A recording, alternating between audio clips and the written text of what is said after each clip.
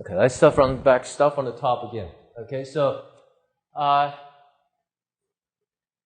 you kind of have to see through see through the neck to kind of see where the front of the jaw and the chin is to be able to feel where that one head. So I'm going to just kind of draw through it.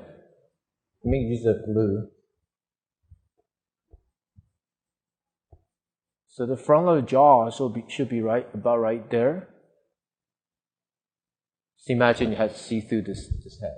Okay, so here is the back end of the cranium. Later we're going to do a profile. You're going to see this a little more clear. So here's the back end of the cranium. If we take a line straight over to the front, you can see it lines pretty close to your eye line. That means the back end of the cranium is pretty high up. A lot of times what happens, you have hair, the model usually have a hair that covers it. You can't really see it. But this is where that back cranium ends. That means that's where the neck begins. Okay, so and also indicate a little dot right there. What that is the 7 vertebrae. 2, 4, 6, 7. This guy right here. Okay, that's where actually we consider as this one right here. Consider the beginning of the neck. Okay, so they are.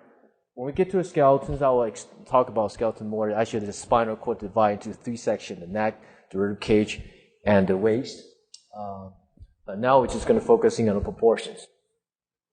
Again, this triangle shape comes from the back of the cranium.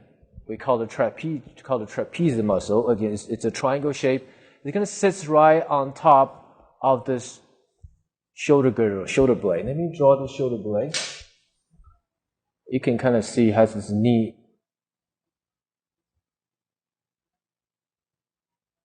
shape to it. Looks like a triangle.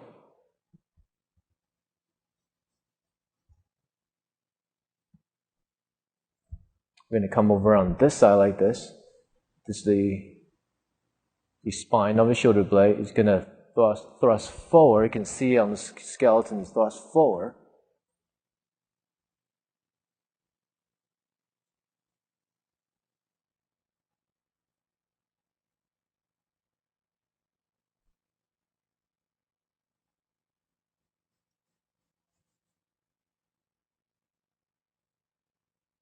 Like this. It's gonna join to the collarbone in the front. Oops, this looks a little small. Like this. One thing keep it in mind. The shoulder blade, it sits on the corner plane, as you can see on the skeletons. Okay, there's the back, which is the front plane, and then we'll have corner plane, and then you have the side planes. So actually, the front view, the breast actually sits on the corner plane, the nipple sits on the corner plane.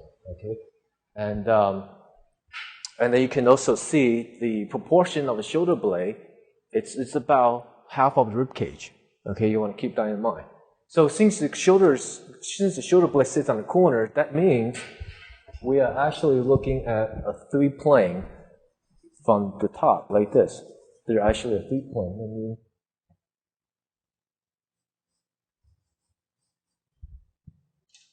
You have the corner right here, back, and then corner shoots out like this. Okay, that means I'm going to take a line. I'm going to swing a line from the shoulder blade. I'm going to just do this. I'm going to make it curve. I'm going to curve right into the sacrum like this.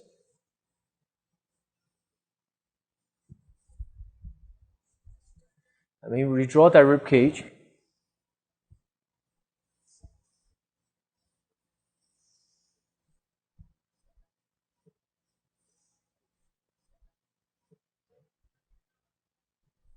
So, and I'm also gonna shade this down a little bit.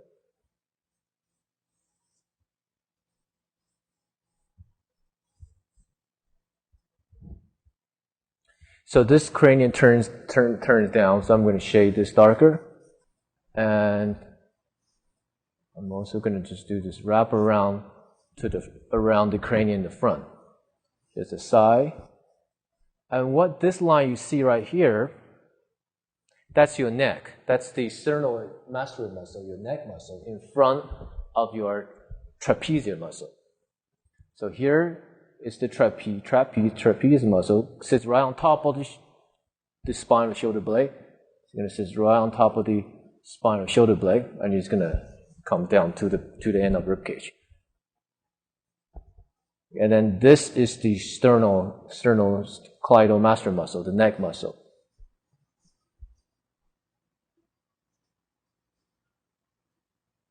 And then here's your ear.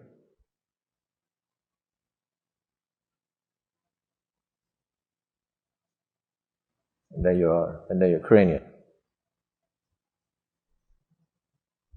So this is in the back, this is in the front, like this.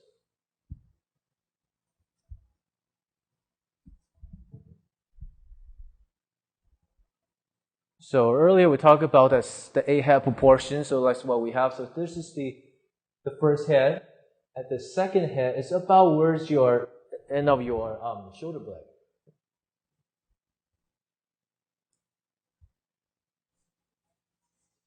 So let's see.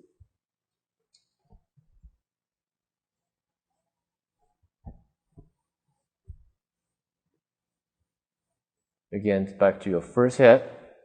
It's your second head.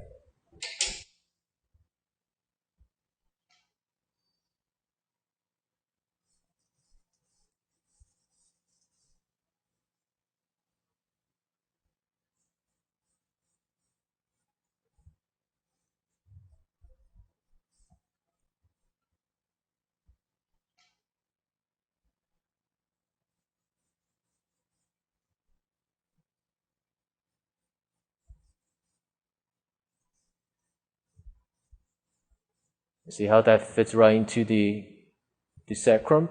You got a side, you got a front, you got a side.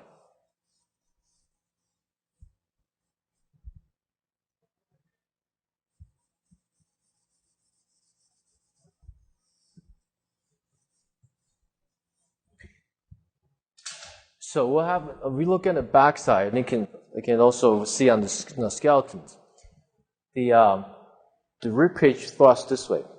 Okay, so it comes. That's why we had the sternum, all the angles up. So on the bottom of the rib cage, it's going to get darker, and because this actually, imagine if you're looking at a half cylinder. We're going to be looking at a cylinder looks like this.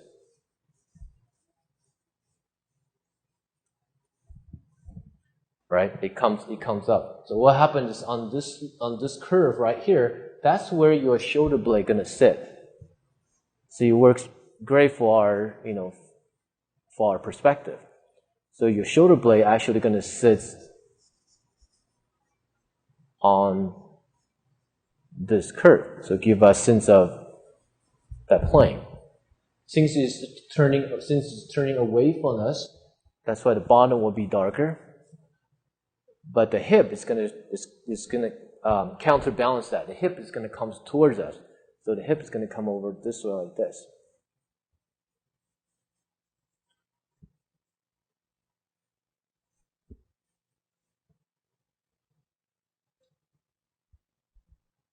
So this points down, that actually points up. So a lot of times you get this tensions in the back.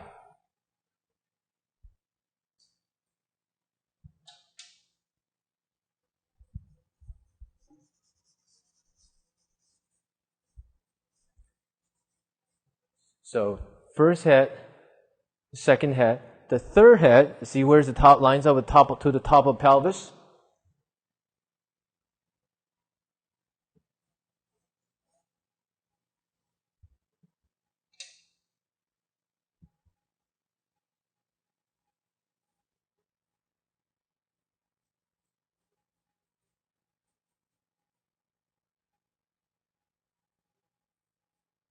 And then the fourth head would be at the bottom of the pelvis.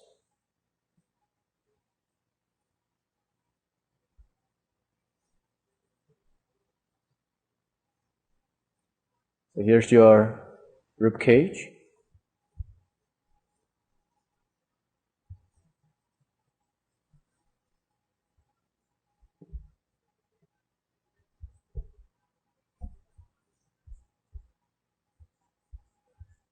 The oblique sits on top of the pelvis.